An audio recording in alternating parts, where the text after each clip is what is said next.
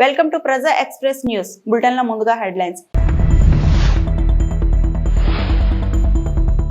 విజయవాడలో FICCI national executive committee meeting లో పాల్గొన్న ముఖ్యమంత్రి చంద్రబాబు నాయుడు.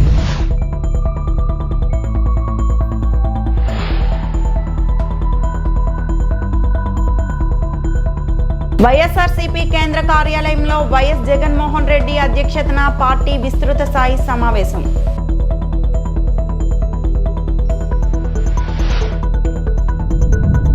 పేదలకు ఇంటి నిర్మాణ అనుమతులు ఫీజులు భారం కాకుండా ప్రభుత్వం కీలక నిర్ణయం, మంత్రి Narayana.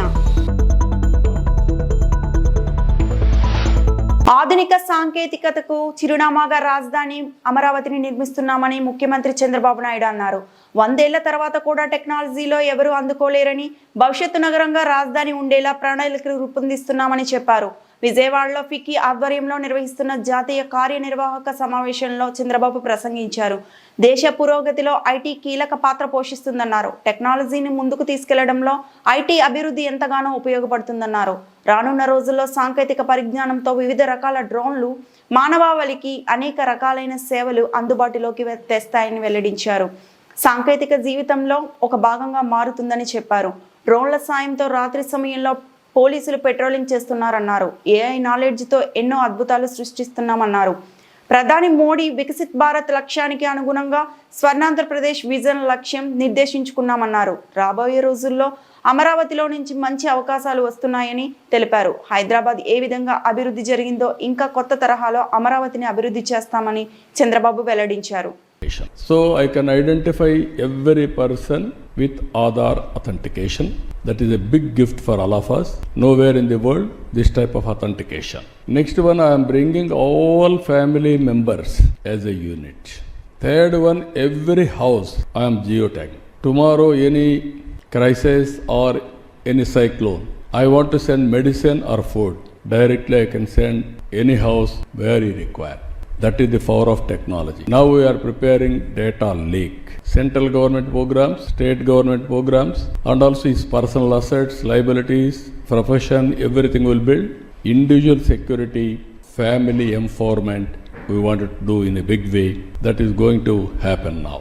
What I wanted to impress upon you, I am going to get all the data points, 42 parameters or 50 parameters tomorrow. Temperature, humidity, air quality, wind direction, reservoirs, water levels, then groundwater, even soil moisture, even the cyclone prediction, flood management, even cloud bursting, thunderbolts prediction. So many things I am going real time. I can alert real time with artificial intelligence. Data is available, historical data, knowledge is available, real time data has come. Now only by using that real time data, I can give 95% or 99% accuracy. That is where we are working with Bill Gates on health. Preventive health, real time monitoring, if necessary, hospital, and how to handle health, we are going to do in a big way in Andhra Pradesh. It will be a model for others to replicate. First Andhra Pradesh, you want to do, you want to bring technology and knowledge, global technologies. We will prove it proof of concept. Then it can be replicated all over the world. That is the work we are doing. పేదలకు ఇంటి నిర్మాణ అనుమతులు ఫీజులు భారం కాకుండా ప్రభుత్వం కీలక నిర్ణయం తీసుకుంది. పట్టణాల్లో 50 చదరపు మీటర్ల విస్తీర్ణంలో పేదలు నిర్మించుకునే G+1 నివాస భవనాలకు ఇక ₹1కే అనుమతులు ఇవ్వాలని కేబినెట్ లో నిర్ణయించారు. 3 మీటర్ల ఎత్తు దాటిన భవనాల్లో బాల్కనీలు గరిష్టంగా 1.5 మీటర్ల వెడల్పుతో నిర్మించుకునే అవకాశం కొత్తగా కల్పించారు. నివాస భవనాలకు సంబంధించి సెట్ బ్యాక్ లో అనేక వెసులుబాట్లు ఇచ్చారు. రెడ్ కేటగిరీ మినహా 9 మీటర్ల వెడల్పు ఉన్న రోడ్లలో కూడా పరిశ్రమల ఏర్పాటుకు అనుమతి ఇచ్చారు. అన్ని రకాల భవనాలు, వాణిజ్య సముదాయాలు, హోటళ్లు, ప్రభుత్వ కార్యాలయాలు కాంప్లెక్స్ లో సీసీ కెమెరాల ఏర్పాటు తప్పనిసరి చేశారు. అంతకుముందు హై రైజ్ బిల్డింగ్స్ అంటే 5 అంతస్తుల కంటే పైన ఉన్న బిల్డింగ్స్కి రూల్స్ని చాలా లిబరలైజ్ చేసాం. ఆ తర్వాత నాన్ హై రైజ్ బిల్డింగ్స్ అంటే 5 అంతస్తుల కంటే తక్కువ, 5 కంటే తక్కువ ఉండే బిల్డింగ్స్కి యాక్చువల్గా కొంత లిబరల్ చేయమని రిక్వెస్ట్ చేయటం, అనేక బిల్డర్స్ అసోసియేషన్స్ వాళ్ళందరితో డిస్కస్ చేసే అనేక దఫాలు. ఇతర రాష్ట్రాల్లో కూడా ఎలా ఉన్నాయో స్టడీ చేసిన తర్వాత కొన్ని రూల్స్ అండ్ రెగ్యులేషన్స్లో లెవెలైజ్ చేసాం. వాటిల్లో కొన్ని తీసుకుంటే ఈరోజు ఎవరైనా ఒక బిల్డింగ్ కట్టుకోవాలంటే పర్మిషన్ ఇచ్చిన తర్వాత 10% ఏరియాని మార్టిగేజ్ చేయాలి. బిల్డింగ్ అంతా రూల్స్ అండ్ రెగ్యులేషన్స్ ప్రకారం కరెక్ట్గా కడితే ఆ మార్టిగేజ్ని మళ్ళా రిలీజ్ చేస్తారు. అయితే గవర్నమెంట్ సైట్స్ తీసుకొని ఆ సైట్స్లో కట్టుకుంటుంటే వాళ్ళు కేవలం అఫిడవిట్ ఇస్తే చాలు. అంటే మిగతా వాళ్ళు అయితే రిజిస్ట్రేషన్ మార్టిగేజ్ చేయాలా. గవర్నమెంట్ సైట్స్లో కడుతుంటే ఇన్నాళ్ళు అది ఉండింది, వాళ్ళు రిక్వెస్ట్ చేశారు, దాని మీద యాక్చువల్గా దాన్ని లిబరలైజ్ చేసి ఓన్లీ ఒక అఫిడవిట్ ఇస్తే వాళ్ళని అలౌ చేస్తారు. అదేవిధంగా గ్రౌండ్ నుంచి 3 మీటర్స్ అబవ్ బిల్డింగ్స్కి 1.5 మీటర్ వెడల్పు బాల్కనీ అలౌ చేసాం. ఇన్నాళ్ళు అది లేదు. ఇన్నాళ్ళు బాల్కనీ యాక్చువల్గా అలౌడ్ లేదు. ఇప్పుడు కొత్తగా ఏంటంటే 3 మీటర్స్ అబవ్లో 1.5 మీటర్స్ వెడల్పు బాల్కనీ అలౌ చేసాం. మిగతా సెట్ బ్యాక్స్ అని యాజిటీస్గా ఉండాలి. అన్ని సెట్ బ్యాక్స్ కరెక్ట్గా ఉండి అంటే 3 మీటర్స్ అబవ్లో బాల్కనీస్ అలౌ చేసాం. సీసీటీ కెమెరాలు అపార్ట్మెంట్లలో, గ్రూప్ డెవలప్మెంట్ హౌసెస్లో, హై రైజ్ బిల్డింగ్స్లో, కమర్షియల్ కాంప్లెక్స్, మాల్స్, హోటల్స్లో అది కంపల్సరీ చేసేటట్టుగా యాక్చువల్గా రూల్ తీసుకొచ్చాం. అదేవిధంగా ఇండస్ట్రీస్లో 2 రకాల ఇండస్ట్రీస్ ఉంటాయి, రెడ్ కేటగిరీ అని, నాన్ రెడ్ కేటగిరీ అని. నాన్ రెడ్ కేటగిరీలో 9 మీటర్స్ వెడల్పు రోడ్డు ఉన్న బిల్డింగ్స్ అలౌ చేస్తాం. రెడ్ కేటగిరీ వాటిలైతే 12 మీటర్స్ ఉండాలి. అంటే ఏదైనా ఇన్సిడెంట్స్ అవి జరిగినా ఎస్కేప్ కావటానికి దానికోసంగా 12 మీటర్స్ ఉండాలని పెట్టడం జరిగింది. అదేవిధంగా అపార్ట్మెంట్స్ కట్టేటప్పుడు 2 బ్లాకుల మధ్య ఎంత గ్యాప్ ఉండాలనేది స్పెసిఫిక్గా లేకుంటే ఇప్పుడు ఏంటంటే అక్కడ సెట్ బ్యాక్స్ ఎంత ఉండాలో అంత గ్యాప్ ఉండాలని చెప్పడం జరిగింది. అదేవిధంగా అంతకుముందు సెక్యూరిటీ పోస్ట్ ఒక అపార్ట్మెంట్లో వైఎస్ఆర్సీపీ అధినేత వైఎస్ జగన్ అధ్యక్షతన పార్టీ విస్తృత స్థాయి సమావేశం ప్రారంభమైంది. తాడేపల్లిలోని పార్టీ కేంద్ర కార్యాలయంలో ఈ సమావేశం జరుగుతోంది. ఈ సమావేశంలో సీనియర్ నేతలు Botsa Satyanarayana, Peddireddy Ramachandra Reddy, Buggana Rajendranath, party state coordinator Sajjala Ramakrishna Reddy, party ఎమ్మెల్యేలు, ఎమ్మెల్సీలు, పార్లమెంట్, అసెంబ్లీ నియోజకవర్గాల సమన్వయకర్తలు, పార్లమెంట్ నియోజకవర్గాల పరిశీలకులు, జిల్లా అధ్యక్షులతో పాటు రీజనల్ కోఆర్డినేటర్లు పాల్గొన్నారు. సహా పార్టీ ముఖ్య నేతలు ఉన్నారు. బహుశా ఇంత తక్కువ కాలంలో ఇంత ప్రజల్లో వ్యతిరేకత చోటు చేసుకున్న ప్రభుత్వం బహుశా ఎప్పుడూ కూడా మనం చూసి ఉంటాం. మామూలుగా సంవత్సర కాలంలో ప్రభుత్వం మీద వ్యతిరేకత ఈ స్థాయిలో ఉండాల్సిన పరిస్థితుల్లో మొట్టమొదటిసారిగా ఈసారి సంవత్సర కాలంలోనే ప్రభుత్వం మీద వ్యతిరేకత ఈ స్థాయిలో కనిపించే పరిస్థితి మొట్టమొదటిసారిగా ఇప్పుడే కనిపిస్తూ ఉంది. అంత తక్కువ కాలంలోనే ఇంత దారుణమైన ప్రజా వ్యతిరేకత చంద్రబాబు నాయుడు గారి ప్రభుత్వంలో ఈరోజు కనిపిస్తూ ఉన్న నేపథ్యంలో చంద్రబాబు నాయుడు గారు ఈ వ్యతిరేకత మధ్య ప్రజలకు మంచి చేయాల్సింది పోయి మంచి అన్నది పక్కకి వెళ్ళిపోయింది కాబట్టి అబద్ధాలు, మోసాలు మాత్రమే మిగిలాయి కాబట్టి ప్రజలను తప్పుదోవ పట్టించే కార్యక్రమంలో భాగంగా ఈరోజు రాష్ట్రంలో ఎప్పుడూ చూడనని డైవర్షన్ పాలిటిక్స్ ఈరోజు చూస్తూ ఉన్నాం. ఒకవైపున డైవర్షన్ పాలిటిక్స్ చూస్తూ ఉన్నాం, మరోవైపున అణిచివేత ధోరణి అన్నది ఎవరైనా కూడా ప్రజల సమస్యల మీద ఎవరైనా స్పందిస్తే, ఎవరైనా గట్టిగా అడగడం మొదలెడితే ఆ గొంతును నొక్కడం కోసం ఎప్పుడూ చూడని విధంగా ఈరోజు రెడ్ బుక్ రాజ్యాంగ పరిపాలన ఈరోజు మనం చూస్తూ ఉన్నాం. మన 5 సంవత్సరాల పాలనకు చంద్రబాబు నాయుడు గారి ఇప్పటి పాలనకు మధ్య తేడా అన్నది ప్రస్ఫుటంగా ప్రజలకు అర్థమయ్యేట్టుగా ఈ సంవత్సర కాలంలోనే పాలన చూస్తే ఎవరికైనా కూడా ఇట్టే అర్థమయ్యే పరిస్థితి, వ్యత్యాసం అన్నది ఈరోజు ప్రతి ఒక్కరికి కూడా తేడా తెలుస్తూ ఉంది. మన 5 సంవత్సరాల మన కాలంలో ఎప్పుడూ ఇంతకు ముందు జరగని విధంగా వివక్ష లేకుండా,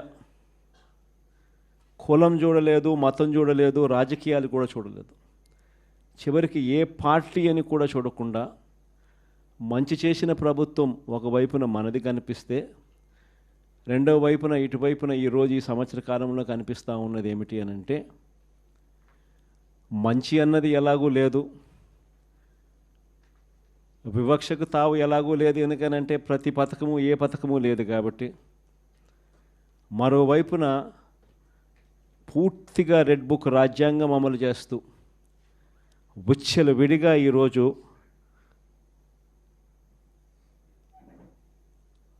అన్యాయాలే కనిపిస్తూ ఉన్నాయి. మన ప్రభుత్వంలో ఎప్పుడూ చూడని విధంగా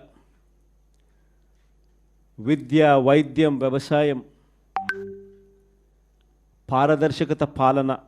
పశ్చిమ గోదావరి జిల్లా తాడేపల్లిగూడెం మండలం వీరంపాలెం గ్రామంలో బ్రిడ్జ్ భూమి పూజ కార్యక్రమంలో పాల్గొన్న ఎమ్మెల్యే బోలిశెట్టి శ్రీనివాస్ మాజీ ముఖ్యమంత్రి జగన్మోహన్ రెడ్డిపై ఫైర్ అయ్యారు. రప్పా కోస్తావా జగన్మోహన్ రెడ్డి, నీవు నాయకుడివా, స్టేట్ రౌడీవా? ఎమ్మెల్యే బోలిశెట్టి పేర్కొన్నారు. మేము రప్పాలాడించాలంటే 24 గంటలు చాలు, కానీ మేము రౌడీలము కాదు, మాది ఆ ప్రభుత్వం కాదు. మీ రెపరెపల కుర్చీ మడత పెట్టుకొని ఎక్కడున్నా పెట్టుకోండి. జగన్మోహన్ రెడ్డి అధికారంలో ఉన్నంతసేపు పవన్ కళ్యాణ్ను అరెస్ట్ చేయలేకపోయావు. మేమేమన్నా తప్పు చేశామా? మనీ ల్యాండింగ్ కేసులో ఉన్నామా? దేశద్రోహులం కాదు అంటూ మాజీ ముఖ్యమంత్రిపై మండిపడ్డారు. జడ్పీటీసీలు వస్తున్నాయి, మీ అందరి సహకారం కావాలి, కూటమి నిలబెట్టాలి. ఇవాళ నేను ఉంటాను 5 సంవత్సరాల పరిపాలన, వెళ్ళిపోతాను, ఇంకొకటి వస్తాడు ఖచ్చితంగా. 5 సంవత్సరాలు ఉండి పదవి శాశ్వతం కాదు, అది నాకు తెలుసు. కాబట్టి ప్రతి మనిషిని మనిషిలా గౌరవించాం. ఇది అభివృద్ధి కోసం పనిచేసే ప్రభుత్వం. నరేంద్ర మోడీ గారి సహకారంతో, చంద్రబాబు నాయుడు గారి అనుభవంతో, పవన్ కళ్యాణ్ గారి చొరవతో ఇవాళ రాష్ట్రం నడుస్తుంది. దాంట్లో ఎలాంటి అతిశయం లేదు. ఇవో పక్కన జరుగుతూ ఉంటే ఒక రఫరఫా కోసేస్తారంట. ఏంటి రఫరఫా గొర్రెపోతలు కోసినట్టు కోసేస్తారంట. అంటే నువ్వు రౌడీవా, స్టేట్ రౌడీవా అని అడుగుతున్నాను జగన్మోహన్ రెడ్డిని. నువ్వు ఇప్పుడు ఏమి లేకుండానే రౌడీని చేసేయాలని చూస్తున్నావు. రేపు మళ్ళీ నీకు అధికారంకి వస్తే సామాన్యుడు రోడ్డు మీద తిరుగుతారని అడుగుతున్నా. అందుకే నిన్ను ఇంటికి పంపించారు. ఇవాళ మళ్ళీ చంద్రబాబు నాయుడు గారి ప్రభుత్వం విమర్శించి దమ్ము నీకు ఉందా అని అడుగుతా ఉన్నా. పోయి చూద్దాం, ఎవరినైనా వచ్చి ముట్టుకొని చూద్దాం. మీరు ఎప్పుడో వెయిట్ చేయాలి 5 సంవత్సరాలు. మేము రఫ్రఫ్లు ఆడించాలంటే ఎన్నాళ్ళు? ఒక 24 గంటలు చాలు. కానీ మా ప్రభుత్వం, మేము రౌడీలు కాదు, మేము ఆ ప్రభుత్వం కూడా కాదు. కాబట్టి మీరు రఫ్రఫ్లు అన్నీ ఉంటే ఎక్కడైనా మడతట్టి పెట్టుకోండి, కుర్చీ మడతట్టి ఎక్కడైనా పెట్టుకోండి. జగన్మోహన్ రెడ్డి గారు, ఇక్కడ చంద్రబాబు నాయుడు గారు, పవన్ కళ్యాణ్ గారు అరెస్ట్ చేయలేవు. 5 సంవత్సరాలు నువ్వు 100 ప్రయత్నాలు చేసావు, 1000 మందిని పోలీసులు దింపావు. అది జనసేన పార్టీ. దమ్ముంటే అరెస్ట్ చేయమని చెప్పాం ఆ రోజే. మేము తప్పులు చేసామా? లేకపోతే ఏమన్నా మనీ లాండరింగ్ కేసులో ఉన్నావా? దేశద్రోహం కేసుల్లో ఉన్నావా? లేకపోతే ఏమన్నా ఖనిజాలు అమ్మేసుకున్నావా? అది వైసీపీ ప్రభుత్వం.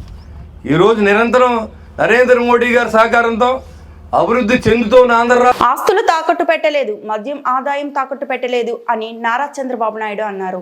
తాకట్టు పెట్టడమే కాదు, అంతకంటే దారుణమైన పని చేశారు. ఆంధ్రప్రదేశ్ ఖనిజాభివృద్ధి సంస్థ అప్పు చెల్లించకపోతే రాష్ట్రానికి సంబంధించిన ఆర్బీఐ ఖాతా నుండి డబ్బులు డ్రా చేసుకునేలా వెసులుబాటు కల్పించారు అని బుగ్గన రాజేంద్రనాథ్ రెడ్డి మాజీ ఆర్థిక మంత్రి పేర్కొన్నారు. ఈ ఏపీఎండిసి ఖనిజాభివృద్ధి సంస్థ అప్పు చేసే దానికోసము ఆర్బీఐ డైరెక్ట్ డెబిట్ మ్యాండేట్ అని ఇవ్వడం జరిగింది. అంటే అర్థమేమి? ప్రతి రాష్ట్రానికి కూడా బ్యాంక్ ఖాతా ఎవరి దగ్గర ఉంటుంది?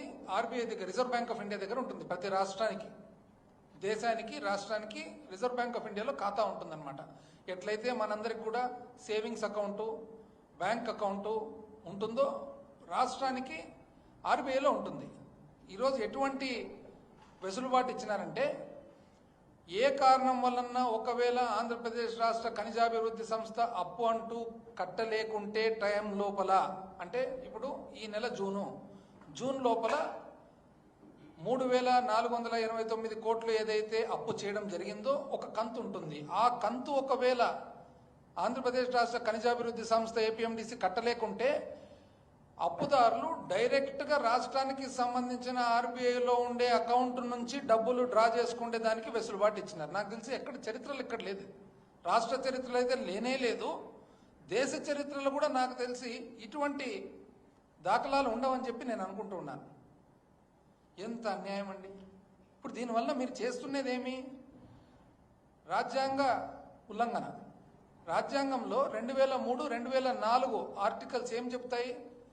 ఏ ఒక్క రూపాయి కానీ రాష్ట్ర ఖజానాలో నుంచి బయటకు తీసుకోవాలంటే అసెంబ్లీ, ఇప్పుడు అసెంబ్లీకి అంత ప్రాముఖ్యత ఎందుకు? పార్లమెంటుకు అంత ప్రాముఖ్యత ఎందుకు? ఎన్నో బాధ్యతల్లో భాగంగా రాష్ట్రంలో దేశంలో ఉన్న ప్రతి పౌరునికి సంబంధించిన ధనము కానీ వారి శ్రేయస్సు కానీ వాళ్ళ చేతిలో పెట్టడం జరుగుతుంది 5 సంవత్సరాల కాలపరిమితి. ఈరోజు 203 ఆర్టికల్ ప్రకారము ఏదైనా కానీ ఒక డిపార్ట్మెంట్కు డబ్బులు రావాలనంటే అసెంబ్లీలో ఎమ్మెల్యేలు ఒకవేళ వాళ్ళు ఓట్ చేస్తేనే, సమ్మతం తెలిపితేనే ఇచ్చేదానికి ఉంటుంది.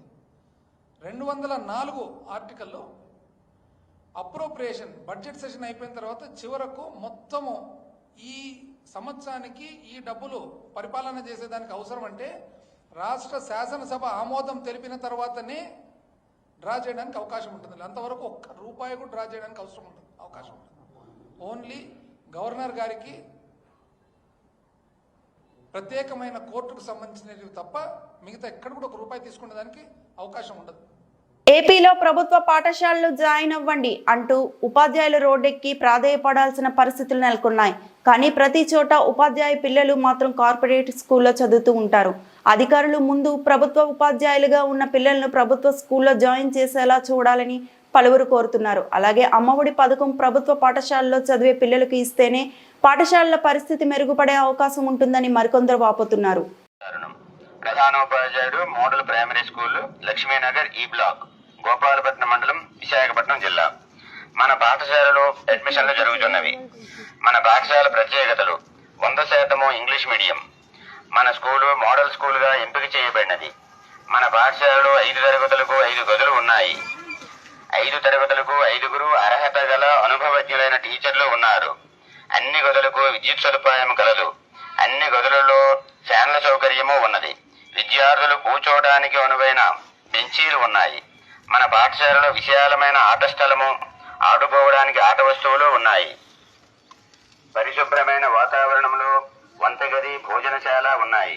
విద్యార్థులకు పరిశుభ్రమైన టాయిలెట్లు, రన్నింగ్ వాటర్ సదుపాయము ఉంది. టాయిలెట్ల క్లీనింగ్ ఆయా ఉంది.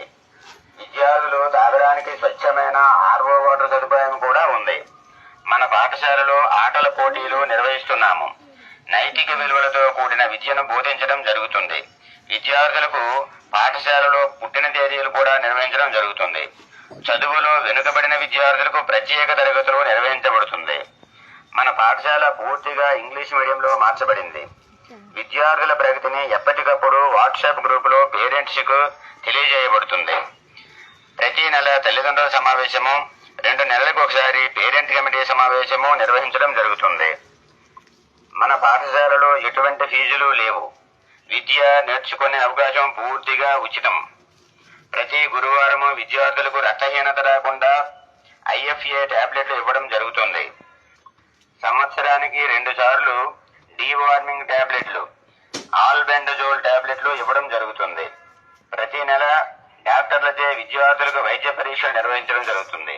ప్రత్యేక అవసరాలు గల పిల్లలు అనగా చూపు తక్కువ గల వారికి, మాటలు బాగా రాని వారికి, సరిగా నడవలేని వారికి, మానసికంగా వెనుకబడిన వారికి భవితా సెంటర్ను ఏర్పాటు చేయడం అనేది. మన స్కూలుకు రండి, విద్యార్థుల ప్రగతిని పరిశీలించండి, మీ పిల్లలను మన బడిలో చేర్చండి, మన పాఠశాల అభివృద్ధికి సహకరించండి. మహిళలు చిన్నపిల్లలపై అఘాయిత్యాలకు పాల్పడే వారిని ఉపేక్షించేది లేదని కఠిన చర్యలు తీసుకోవడం జరుగుతుందని ఆంధ్రప్రదేశ్ రాష్ట్ర మహిళా కమిషన్ చైర్పర్సన్ శ్రీమతి రాయపాటి శైలజ పేర్కొన్నారు. ఇందుకూరుపేట మండలం కుడితిపాలెం కాకర్ల దిబ్బలో 10 సంవత్సరాలు నివసిస్తున్న బాలిక చెంచెమ్మపై అమానుషంగా వార్తలు పెట్టడం జరిగింది. అలాగే కనుపర్తి వద్ద 8 సంవత్సరాల బాలికపై జరిగిన అఘాయిత్యాలకు సంబంధించి క్షేత్రస్థాయిలో పరిశీలన నిమిత్తం స్థానిక అపోలో హాస్పిటల్ మరియు ప్రభుత్వ సర్వజన ఆసుపత్రిలో బాధితులను పరామర్శించారు. అదేవిధంగా ప్రభుత్వ సర్వజన ఆసుపత్రిలో ఉన్న 1 స్టాప్ సెంటర్ను తనిఖీ చేశారు. అనంతరం స్థానిక రోడ్ల భవనాల శాఖ అతిథి గృహంలో నిర్వహించిన పాత్రికేయుల సమావేశంలో ఆమె మాట్లాడుతూ 10 సంవత్సరంలో చెంచలమ్మను వారి తల్లిదండ్రులు ఉపాధి నిమిత్తమై దూర ప్రదేశానికి వెళుతూ తెలిసిన వారి దగ్గర ఉంచడం జరిగిందని, అయితే వారి పక్కింట్లో సెల్ ఫోన్ దొంగతనం జరిగిందనే నేపథ్యంలో మూఢనమ్మకాలను పోయి జ్యోతిష్యులు మాట విని పక్కింట్లోని చిన్న పాపను దొంగిలించిందని, అభూత కల్పనని సృష్టించి ఆ అమ్మాయిని చిత్రహింసలకు గురి చేయడం జరిగిందన్నారు. దీనిపై 5 నిందితుల్లో 4 గుర్తించి అరెస్టు చేయడం జరిగిందని ఆమె తెలిపారు. అదేవిధంగా కనుపర్తిపాడులో జరిగిన అఘాయిత్యానికి సంబంధించి నిందితుడిని తక్షణమే పోలీసులు జరిగిందని ఈ విషయంలో చిన్నారి బాలిక చూపిన తెగువ అభినందనీయమని తెలిపారు. ఈ సందర్భంగా పాత్రికేయులు స్పందించిన పలు ప్రశ్నలకు ఆమె స్పందించి తగు సమాధానాలు అందించారు. 10 ఏళ్ల పాప మీద అంటే వాతలు వేడి ఇది గెరిటె కాల్చి వాతలు పెట్ట అంటే రీజన్ ఏంటంటే అది ఎవరిదో సెల్ ఫోన్ పోయింది, ఎవరో జ్యోతిష్కుడు అంట మీ ఇంట్లో పాప ఉంది తీసాడని చెప్పాడంట. అది ఎంత ఇదండి, అసలు ఎవరన్నా ఆ విధంగా ఆలోచిస్తారా? ఆధారాలు లేవు, ఏమీ లేవు, కేవలం ఆ జ్యోతిష్కుడు చెప్పాడు ఆ పాపే తీసుంటుంది మీ ఇంట్లో అని చెప్పి కనీసం పాపకి మాట్లాడే అవకాశం ఇవ్వకుండా, చెప్పే అవకాశం కూడా ఇవ్వకుండా వేడి గెరిటె తీసుకొని కాల్చి మూతి మీద, చేతుల మీద, కాళ్ళ మీద వాతలు పెట్టారంటే ఎంత అమానుషమో మనందరం కూడా ఆలోచించాలి. పాప పేరెంట్స్ ఇక్కడ ఉండరు, తన వాళ్ళని చుట్టాల ఇంటి దగ్గర వదిలిపెట్టి వాళ్ళు ఎక్కడో బతుకు తెరువు కోసం వేరే చోటుకు వెళ్ళారు. అలాంటి పాపని పాప కనీసం స్కూల్కి కూడా వెళ్ళట్లేదంట. వీళ్ళింట్లోనే పూటకు ఒకళ్ళ ఇంట్లో అక్కడక్కడ ఉండి మరి వాళ్ళు భోజనం పెట్టడం లేకపోతే చిన్న చిన్న పనులు చేయించుకోవటం అలా చేసి నేబర్స్ అందరూ ఆ అమ్మాయి చేసి ఉంటుంది అని చెప్తే మరి ఆ ఉద్దేశంతో కనీసం ఏ ఆధారాలు లేకుండా ఆమె మీద ఈ దారుణం చేయటం అనేది నిజంగా మహిళా కమిషన్ తరఫున, మహిళా కమిషన్ అనే కాదు ఏ మనిషి కూడా దీన్ని మనసున్న వాళ్ళు ఎవరైనా కూడా హర్షించరు. సో దీన్ని గవర్నమెంట్ కూడా చాలా సీరియస్గా తీసుకుంది. ఎందుకంటే నిన్న జరిగిన ఏదైతే మీటింగ్ ఉందో సుపరిపాలన తొలడుగు సీఎం గారు కానీ డిప్యూటీ సీఎం గారు కానీ చాలా క్లియర్గా చెప్పారు, రాష్ట్రంలో ఎక్కడైనా చిన్నపిల్లల మీద కానీ ఆడవాళ్ళ మీద కానీ ఎక్కడైనా అన్యాయం జరిగినా అరాచకం జరిగినా ఊరుకునేది లేదు. పోలీసులకు కూడా చాలా ఇన్స్ట్రక్షన్స్ ఇచ్చారు, ఫ్రీ హ్యాండ్ ఇచ్చారు. ఎవరైనా సరే వాళ్ళని మీరు వెంటనే శిక్షించాలి, కేసు పెట్టాలి, ఇలాంటివి జరగకూడదు రాష్ట్రంలో. ఎందుకంటే ఇది ప్రో విమెన్ గవర్నమెంట్, విమెన్ అంతా వాళ్ళ సొంత కాళ్ళ మీద నిలబడాలి, చిన్నపిల్లలు కూడా ప్రతి ఒక్కళ్ళు స్కూల్కి వెళ్ళాలి అనే ఉద్దేశంతో ఉన్న ప్రభుత్వం ఇది. సో ఇలాంటివి ఎక్కడా కూడా జరగకుండా చూసే బాధ్యత గవర్నమెంట్ తీసుకుంటుంది. దాంట్లో భాగంగా పోలీసులు కూడా ఫ్రీ హ్యాండ్ ఇచ్చారు. ఇలాంటివి ఎక్కడ జరిగినా కూడా పెద్దవాళ్ళైనా సరే చిన్నవాళ్ళైనా సరే ఏ పార్టీ అయినా సరే బయాస్ అనేది ఉండదు. ప్రతి ఒక్కళ్ళు ఎవరైనా అన్యాయం చేస్తుంటే వాళ్ళు శిక్షకి అర్హులు. ఆ మెసేజ్ చాలా క్లియర్గా నిన్న అందరికీ ఇచ్చారు. సో దానిలో భాగంగా ఇక్కడ మేము వచ్చి పాపను చూసాము. అల్లవరం మండలం కొమరగిరి పట్టణంలో నకిలీ మద్యం తయారు చేస్తున్న 8 మంది ముఠా సభ్యులను ఎక్సైజ్ అధికారులు అరెస్టు చేసి మీడియా ముందు ప్రవేశపెట్టారు. ఈ సందర్భంగా ప్రొహిబిషన్ అండ్ ఎక్సైజ్ శాఖ అసిస్టెంట్ కమిషనర్ రేణుక మాట్లాడుతూ ఎస్సీ బ్లాక్ పేరుతో నకిలీ మద్యాన్ని తయారు చేసి బెల్ట్ షాపులకు విక్రయిస్తున్నట్లు గుర్తించామన్నారు. ఘటనా స్థలంలో 1065 లీటర్ల నకిలీ మద్యం, 6000 ఖాళీ మద్యం సీసాలు, 6000 మూతలు, 6000 ఏసీ బ్లాక్ లేబుల్స్, రంగు కోసం వాడే క్యారమిల్, నకిలీ మద్యం తయారీకి వినియోగించే యంత్రాన్ని స్వాధీనం చేసుకున్నామన్నారు. ఎవరికి అనుమానం రాకుండా హైదరాబాద్ నుండి స్పిరిట్ను కొరియర్ సర్వీసుల ద్వారా రప్పిస్తున్నారని తెలిపారు. తయారు చేసిన నకిలీ మద్యం ఒక్కొక్క బాటిల్ 80 రూపాయల నుండి 120 రూపాయల వరకు విక్రయిస్తున్నారని ఆమె వెల్లడించారు. పరారీలో ఉన్న 2 కీలక నిందితుల కోసం ప్రత్యేక బృందాలు గాలిస్తున్నాయన్నారు. గతంలో వీరు పుదుచ్చేరి యానం నుండి నాన్ డ్యూటీ పెయిడ్ మద్యాన్ని తీసుకువచ్చి ఆంధ్రాలో అమ్మిన నేర చరిత్రను కలిగి ఉన్నారన్నారు. దాదాపు 1065 లీటర్ల స్పూరియస్ లిక్కర్ని ఇక్కడ కొమరగిరి పట్టణంలో డిటెక్ట్ చేయడం జరిగింది.